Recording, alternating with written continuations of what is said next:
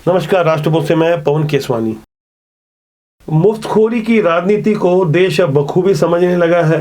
दिल्ली में एक नहीं तीन बार अरविंद केजरीवाल की सरकार बनी और आने वाले समय में 2023 में जहां 9 राज्यों का चुनाव होने जा रहा है, विधानसभा के चुनाव से पहले रेवड़ी बांटने का चलन फिर से एक बार देखने को मिल सकता है, जहां घोषणाएं होगी, बातें होगी, लेकिन ये विजन नहीं बताया जाएगा कि आखिर पैसे कहां से लाए जाएंगे। समझदार हो चुकी है जनता अब गूगल में सर्च करती है, इंटरनेट के माध्यम से डेटा इकट्ठा करती है, उसके बाद प्रति प्रश्न भी करती है। हाल में ही गुजरात और हिमाचल के जो चुनाव हुए हैं, वहाँ हिमाचल में जहाँ कांग्रेस की सरकार बनी, फौरन घोषणा कर दी गई कि नई वाली पेंशन स्कीम की बजाय पुरानी वाली पेंशन स्कीम लागू की जाएगी।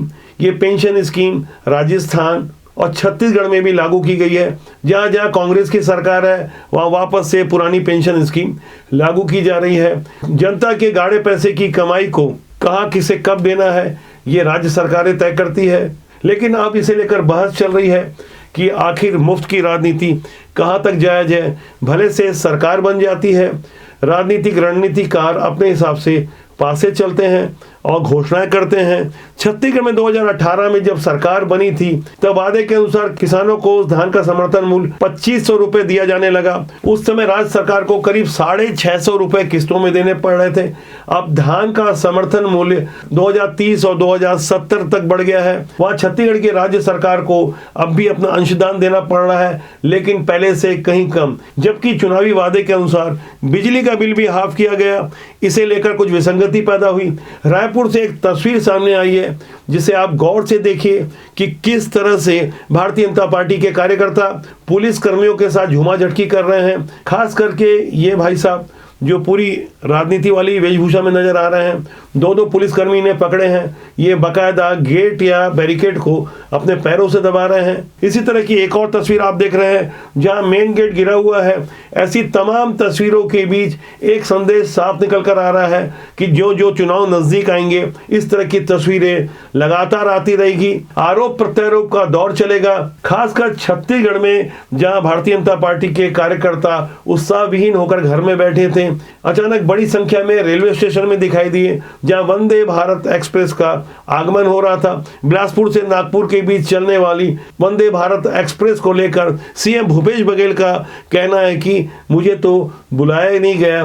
भूपेश बघेल इस बारे में क्या कह रहे हैं, उनकी बातों को आप गौर से सुने, फिर मैं आगे आपको बताऊंगा कि उनके मंत्री कवासी लखमा क्या कह रहे हैं, जो एक मनोरंजन का विषय बना हुआ है।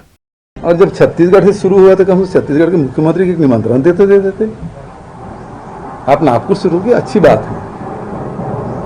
ये रेल विभाग अभी भानु प्रतापपुर में वहां अंतागढ़ में जो ट्रेन शुरू की तब भी मुझे सूचना नहीं दी।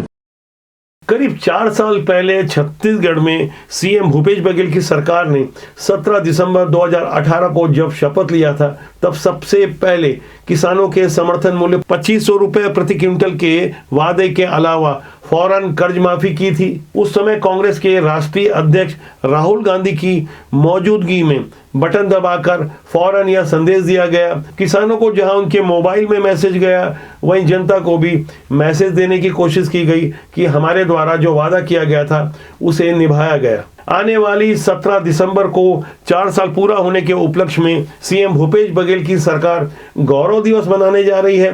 गौरव दिवस को उन्होंने सीधे तौर से इस बार भी गौठान से जोड़ दिया है। छत्तीसगढ़ में गौरव दिवस की जो रूपरेखा तय की गई है उसके अनुसार 17 दिसंबर की सुबह 11 बजे किसानों को गौठान समिति के अध्यक्ष, सदस्यों, पशुपालकों, भूमिहीन मजदूरों, जनप्रतिनिधियों, राजू युवा मितान क्लब के सदस्यों सहित स्थानीय निवासियों को आमंत्रित किया जाएगा, जहां लोगों को पिछले 4 साल की विभिन्न योजनाओं के अंतर्गत हासिल की गई उपलब्धियों की जानकारी दी जाएगी। दोपहर 3 बजे प्राथमिक सहकारी समितियों और धान खरीदी केंद्रों पर किसानों को आमंत्रित किया जाएगा। इसके अलावा वन क्षेत्रों में इसी दिन सुबह 11 बजे तेंदुपत्ता संग्रहण केंद्रों पर वनोपज प्रबंधन समिति के कार्यालय स्थलों पर किसानों और मजदूरों को संचालित योजनाओं की जानकारी दी जाएगी। इस कार्यक्रम से तो साफ है कि चुनाव की तैयारी शुरू हो चुकी है। और जहां छत्तीसगढ़ में सीएम भूपेश बघेल की सरकार अपनी योजनाओं को लेकर और खासकर सीएम के चेहरे को लेकर जिस तरह का होमवर्क करने जा रही है, उससे राजनीतिक संदेश साफ है। जबकि भारतीय जनता पार्टी जो राजनांदगांव में एक बड़ी बैठक करने जा रही है, जिसमें भारतीय जनता पार्टी के प्रदेश प्रभारी ओम प्रकाश माथुर के आने की जानकारी है, वे 2 दिनों तक इसमें मंथन करने के बाद आगे की कार्य योजनाएं प्रस्तुत कर रहे हैं। इन सब कवायदों से इतना तो स्पष्ट है कि छत्तीसगढ़ को बने 22 साल हो गए और 22 साल में छत्तीसगढ़ की जनता ने अब तक जो चुनाव नहीं देखा होगा वो अब देखने को मिलेगा, क्योंकि मुकाबला सिर्फ राजनीति का नहीं होगा बल्कि बहुत बड़ी प्रतिष्ठा की लड़ाई होगी। यहाँ केंद्र सरकार की प्रतिष्ठा जुड़ी होगी और मौजूदा भूपेश सरकार जिस तेवर में, जिस आक्रामक तरीके से अपनी बातों को रख रही है, उससे तो स्पष्ट है यहाँ नजारा बड़े राजनीतिक घमासान का होने वाला है। राजनीति की इतनी सारी गंभीर बातों के बीच भूपेश सरकार के एक चर्चित मंत्री कवासी लखमा, जो अक्सर अपने बयानों के लिए चर्चा में रहते हैं, एक बार फिर उन्होंने साबित कर दिया कि राजनीति में पढ़ाई का क्या स्थान होता है। उन्होंने बच्चों को बताया सार्वजनिक रूप से, मैं तो बिना पढ़े लिखे मंत्री बन गया हूं। ये वही कवासी लखमा है जो कभी स्कूली बच्चों को ये बता रहे थे कि अगर नेता बनना है तो उसके लिए एसपी कलेक्टर का कॉलर पकड़ो। मैं पुराने वाले बयान को भी दिखाऊंगा और हाल में ही उन्होंने जो नया बयान दिया है उस पर भी आप गौर करें। उसके बाद मैं कवासी लखमा के बारे में कुछ और रोचक जानकारी दूंगा। बहुत दिल खुश हुआ है और बोलने का समय है, लेकिन फोन बार बार इसके पास आ रहा है, बहरोंगढ़ जल्दी यहाँ हो जाए तो हम भाग जाएंगे। इसलिए मैं यहाँ के प्यारे बच्चे लोग को बढ़िया पढ़ो, चाहे नौकरी मिले नहीं मिले, खेती जंगल फैक्ट्री छोड़ने वाला क्या जीना है। मैं तो बिना पढ़े मंत्री बन गया हूँ, मेरे चक्कर में मत फंसो तुम। पुनिया साहब सीएम साहब था ना, ऐसे बैठ के कहा तो पूछते पूछा तो क्या बनोगे। एक लड़का बोला नेता बनूंगा, तो फिर मेरे को उल्टा सवाल किया वो खाना खाते खाते, तुम इतना बड़ा नेता बने तो कैसे करके बने बताओ। मैं तुमको मेरे को क्या करना पड़ेगा बोलता है वो। मैं बोला कलेक्टर को या एसपी को कलर पकड़ो तब नेता बनोगे। हमने कवासी लखमा के कई बयानों का अध्ययन किया, वे ऐसा जानबूझकर कहते हैं। ये तो स्पष्ट है, बिहार में जिस तरह से लालू प्रसाद यादव एक पढ़े लिखे नेता थे, लेकिन वे ठेठ भोजपुरी अंदाज में और स्थानीय भाषा बोली के अनुसार जो बातें कहते थे, जनता उन्हें हाथों हाथ लेती थी और उन्हें जमकर वोट भी मिलते थे।